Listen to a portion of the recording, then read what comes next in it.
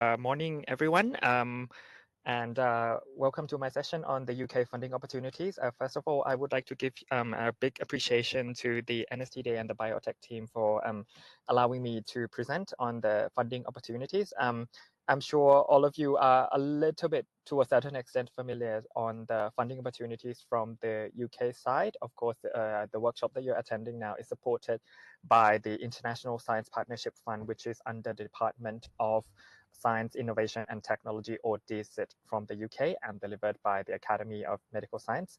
My name is Chavit Uttamachai, or you can of course call me Bank. I am the representative of what we call from the UK the Science and Innovation Network, or SIN for short.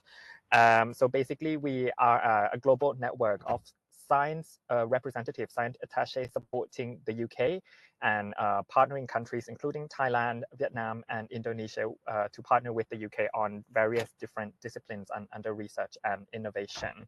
So of course, I am based in British Embassy in Bangkok, and I also have my colleague here in the room as well, Kun Bel Napatson, who I understand is in the room with me, and she is also kind of like supporting me to build the partnerships with the UK. We've also got a representative in Vietnam as well as in Indonesia as well. So that's a quick introduction for me. Next slide, if you don't mind, Cap. Right. So I just wanted to give you give you an overview of how the funding landscape in the UK works, because within the field of research funding opportunities, there are the funding landscape itself is rather complicated, and there are several different agencies that delivers the funding. And of course, some of these grants is eligible for Thai researchers or Indonesian and Vietnamese researchers to apply, whether it's with the UK or without the UK partners. So I just wanted to point out a few of the UK departments. So for those who've joined from Thailand, you'll be quite familiar with the term ministry. In the UK, we've got a combination of the word department and ministry, which is basically the same thing, i.e. And then there are a few of them that I wanted to point it out. So under the International Science Partnership Fund, you'll be familiar with both the Newton Fund and ISPF, which is delivered by the Department for Science, Innovation and Technology, which is the second one in green. There are also other departments, such as the Foreign Commonwealth and Development Office, which is where I am based, or FCDO. There's also the Department for Health and Social Care, or DHSC, which is the department that looks after research funding mainly for health applications. And then there's the DEFRA, Department for Environment, Food and Rural Affairs, which their funding opportunities are pretty much more related towards biodiversity and environment. So all of these organizations and departments have their own funding. And what I'm trying to convey to you is that as a grant recipient, as an applicant yourself, you will need to understand where the source of funding is coming from, and that partly because the funding itself will have slightly different objectives. So in often cases, for instance, under the Newton Fund and ISPF, not all the time that the department themselves will be delivering the grants, but they also have what we call the UK delivery partners who deliver them on their behalf. So in this case, if you look into the red boxes, these are what we call delivery partners that help the government to deliver the grants. Some of them you'll be familiar with the national academies, such as the Academy of Medical Sciences. There's also the Royal Academy of Engineering, British Academy, and yeah. And then there's also what we've got called an umbrella organization called the UK Research and Innovation, or UKRI. So all of these delivery partners will also have slightly different objectives, and also that means that their funding programs will also be slightly different as well. I unfortunately won't have the time to go into deep details, but I just wanted to flag to you that the landscape itself is quite complex, and as a recipient, you need to understand the objective of the original budget holder, i.e. the departments, as well as who are the delivery partners for managing the grants. Next slide, please. So this is just a brief overview of what are the available funding programs that are administered based on different departments. On the second row, you'll see the Newton Fund, Global Challenge Research Fund, or the new one called the International Science Partnership Fund, or ISPF for short, which is managed under the Department for Science and Innovation and Technology. Of course, being the sole department for innovation and technologies, a lot of the funding is revolved around supporting innovation-driven research. Whereas if you're looking for funding from FCDO, their department objectives are pretty much to support evidence-based research and tackling development issues, grassroots issue, tackling poverty, for instance. And that's why some of their grants will have slightly different objectives. For instance, we've just recently launched a call for AI for sustainable development, for instance, and then there's also the upcoming call on the environment degradation, which all of these will have specific condition where you have to engage with the local community as well. The Department for Health, for instance, they are more focused towards supporting health system as a whole, as well as supporting applied health research. So if you're looking for funding, like for instance, clinical trials, looking for like application-based health research, this is the department for you to go. Whereas if it's more environment-based, which I understand some of the application of your research will also have the environment lens, this would be another department for you to have a look into. Next slide, please. So aside from the UK government, within the UK, if you could go back slide, sorry. Within the UK, we've also got another entity called the Wellcome, or formerly Wellcome Trust. Wellcome, just to elaborate, that they're not part of the UK government. They are an independent charity that has been running for a long time. But within that scope of funding, they are more aligned towards health research. So if you're looking into applications of novel microbials to support health applications, this may also be another route where you can find more funding as well. So I just wanted to show you some of the themes that the Wellcome also funds. So looking at discovery health research, mental health, infectious disease, to the impact of climate change on health. So next slide, please. And if you could just click through at the end of this slide, you'll see that these are some of the 3 available discovery research programs that you could apply for. Wellcome Trust will typically run different calls throughout the year, so you please do check out their website as well. Early Career Awards typically runs all year round, so have a look into, if you're an early career researcher wanting to develop your own like research capabilities, this may also be another opportunity that you could look out for. For instance, in Thailand, we've also got research grant recipients who are the winner of these awards already. Next slide, please. And for those who've mainly focused on the health side of things, I just wanted to kind of further elaborate a little bit further on how the funding landscape work for health researchers. As you can see here, the Department for Science on the left-hand side, the Department for Science Innovation, we're looking to support discovery research through programs such as the ones delivered by the Medical Research Council. We've also got some of the funding to support AMR, for instance, that's under the fund called GAMRIF, Global AMR Innovation Fund. This is more on innovation development to tackle AMR, whether it's human health or animal health or plant health across the One Health scope.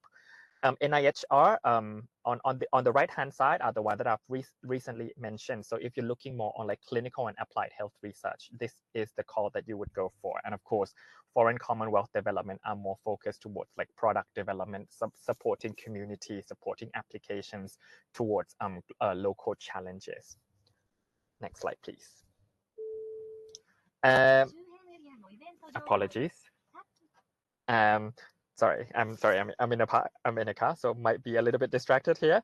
Now I just want to quickly mention to you about the International Science Partnership Fund, or ISPF for short. And this is one of the main funding that I do support delivery here in Thailand, and of course with my colleagues in Vietnam and Indonesia to deliver this on the respective countries. So as I've mentioned, ISPF is part of the funding that is managed by the Department for Science, Innovation and Technology and delivered through several different organizations in the UK. And if you could go to the next slide.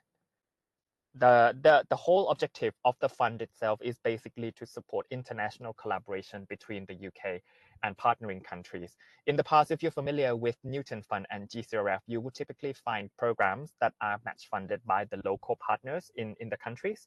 And often they are to support bilateral partnerships, so UK plus 1 other countries. Whereas if you go to the next slide, the ISPF in this hand, on the other hand, this is managed slightly differently, where some of the calls will be to support bilateral partnerships, and some other calls will be to support regional engagement, i.e. having a UK representative along with several other countries in the region. So as I've mentioned here, on the left-hand side, you'll see some of the delivery partners that help to manage the grant on behalf of DCIT. You'll see familiar names such as the academies, as well as the UK Research and Innovation, or UKRI, and the British Council, who also supports delivering programs to support higher education partnerships. Now, regardless of the delivery partners' priorities and objective, all the programs that are designed under the International Science Partnership Fund, regardless of delivery partners, will have to align with one of the 4 themes on the right-hand side of the fund itself. This includes healthy people, animal, and plants, and this could look into like infectious disease, digital health, genomics, and applications of genomics medicine, for instance. Transformative technology in purple pretty much sums up what the UK has been prioritizing on supporting 5 key technologies, whether it's AI, quantum, semiconductor, engineering, biology, and telecommunications. But it's not just about developing the technologies itself, but also looking at how we protect these technologies for safe and secure use. So also looking at on the policies and standards and regulation side of things as well. Under the left-hand side, the resilient planet, this is AKA climate change. So you would often typically find research to support, for instance, clean energy, biodiversity, environment degradation, for instance. And of course, in the yellow, tomorrow's talent, this is basically capacity building for researchers from the UK with partnering countries. So of course, for instance, this workshop that you're participating, this is one of the call that supports the tomorrow's talent theme. So i.e. having the networking, building the capacity. Next slide, please.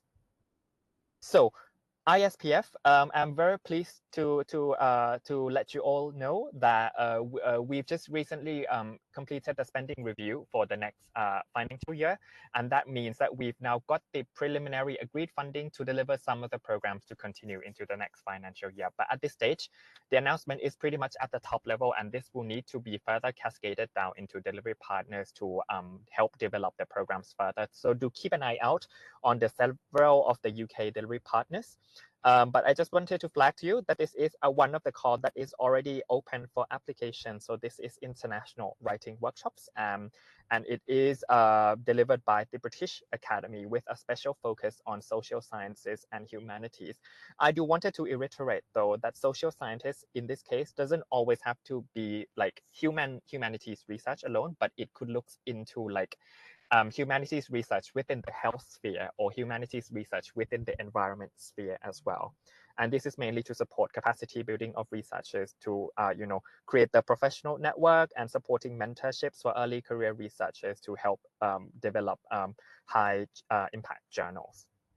And the call for application will be closing by the end of January. Next slide, please.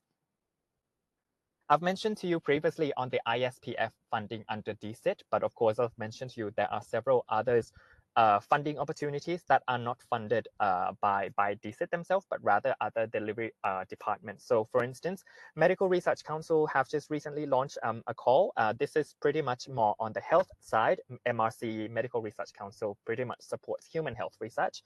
So of course, they have just recently opened a call on 4 different themes: infectious disease and immunity, population medicine, neurosciences, and molecular and cellular medicine. So I do understand that some of the researchers within this workshop will probably be interested toward on the 4th theme, if you may want to have a look into that. So the budget is for £1 million on all of the theme for up to 5-year projects, and the call is now open for application as well. If you're keen to apply for this particular program, I do highly recommend you to have a look into the briefing first. Then that's also included in the link here. So have a look into the briefing to understand what the delivery partners is looking from the application reviewing perspective. Do bear in mind that while the full deadline is on the 9th of January, you must submit a pre-application by the 10th of December 1st. So this will be kind of like a shorter format of your proposal. Next slide, please. All right. Another call that is open for application. This one is more towards applied health research and health partnerships. So this is all a funding that ranges from 150K to up to £2 million for 3 to 5 year engagement. And the call is it will be in 3 weeks time. So if you're looking more like applied health here space, have a look into these calls. Next slide, please. Now, the slide that I've just mentioned in blue, for the past few slides were in blue, and that's partly because I do kind of using color code them. So blue for me is health. Green, these are the 2 calls that are supporting the climate change sphere. So these are the calls that have yet to be announced yet, but they've already been running for the past 2 years, and they have already confirmed to continue into the next financial year.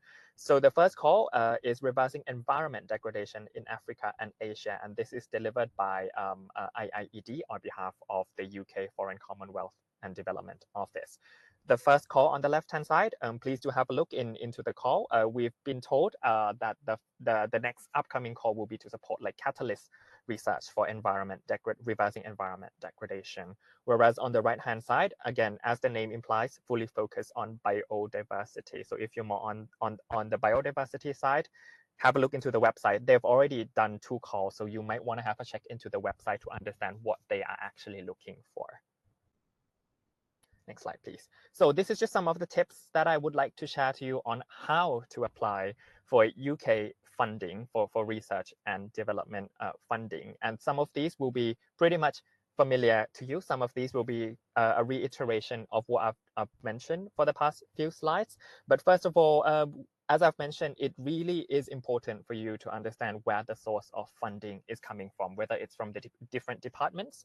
For instance, if you have an idea to do like a fundamental research and you are applying for a call from foreign office, you're unlikely going to be successful. And that's partly because, you know, FCDO is looking for like research to support evidence-based as well as development issues. So if it's just like pure fundamental research, maybe that's not the right call for you. Maybe you might have a look into the Department for Science and Innovation. Whereas, you know, you also have to understand the delivery partners themselves as well. For instance, if you're looking to apply for ISPF call that's delivered by British Council, their remit of funding typically supports institutional partnerships. And if you're looking, you know, to support like fundamental research, that again may not be the right call for you. So do explore and try to understand what different departments and what different delivery partners are looking at, and that could also help you to frame your proposal to increase your success rate. I also would like to mention that several different organizations and delivery partners run many different calls, and it is very critical for you to understand what are the eligible funding that you could ask for. Some of them will be more to support R&D.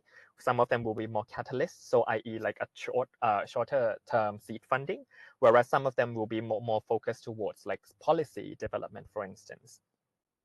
And again, some of these calls, most of the time you'll find the scoring criteria included within the guidelines. So make sure you fully read those as well as the eligibility criteria. We often find applications who, you know, spent a few weeks to several months to develop a program, and then later find out that their institution is not eligible or the researchers themselves is not eligible. So make sure you read in all of the details, all the eligibility criteria and the scoring criteria.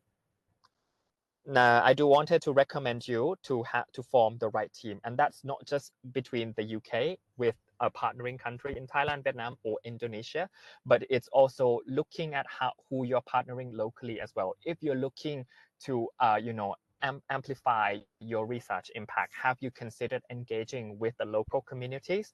Have you considered engaging with the industry partners to adopt the technologies, or even engaging with policymakers in different government agencies in your respective countries?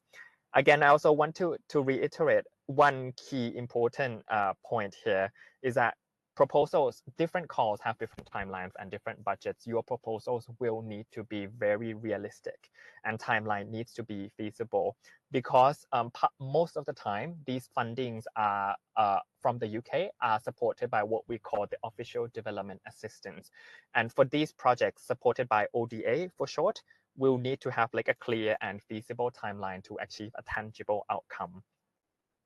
Another point I wanted to mention is the gender equality statement. And this is something that a lot of researchers that I work with do struggle and unfortunately didn't pass the criteria here, which is a shame, because gender equality, while the statement itself is not part of the core proposal, but it is one of the key eligibility criteria. So if your science is high quality, but your gender equality statement is not strong enough, that could also mean that your proposal might fail. So it's not just gender equality statement here. It's not just about having the gender balanced team. So i.e. you've got the same amount of males and female within your core research team, but also it's looking at from the start of your research to the end of it, and how your projects could potentially impact negatively or positively towards gender equality at a wider, at a wider perspective.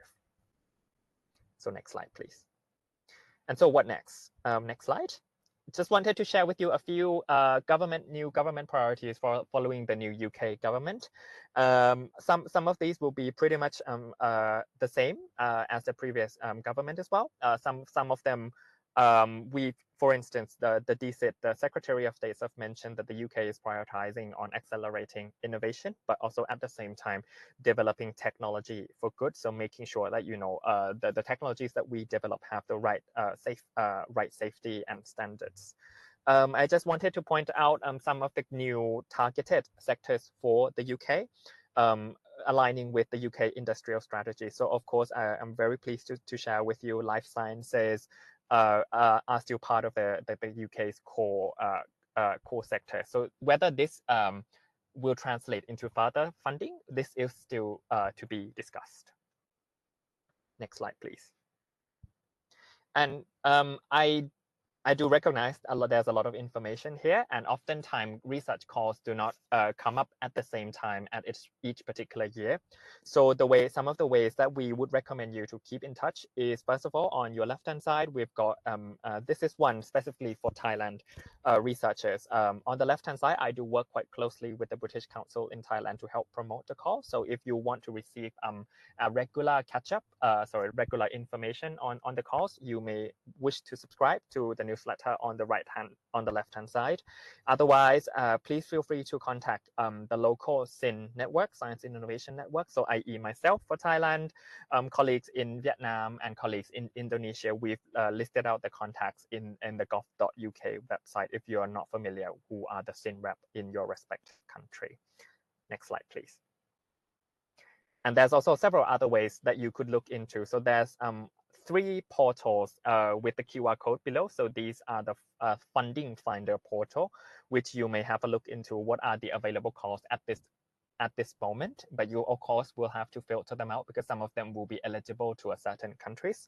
I highly recommend you, the UK typically promotes a lot of the research funding on LinkedIn. So if you're still not used to LinkedIn, I highly recommend you to create an account and subscribe to several different UK delivery partners.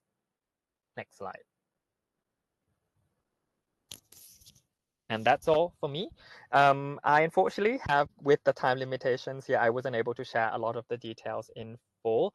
But if you have any questions, please feel free to contact my colleague Kun Bell Napatson, who I understand is also in the room. But otherwise, I'm more than happy to respond on emails as well. So thank you very much, Kap, and STD and Biotech team, Kap.